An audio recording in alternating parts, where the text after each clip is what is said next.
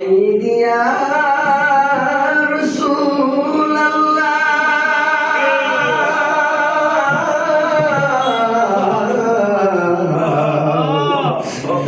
ইয়া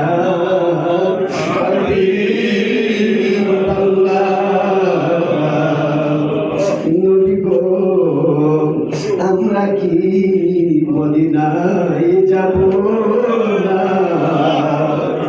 যদি যাই কেন বলে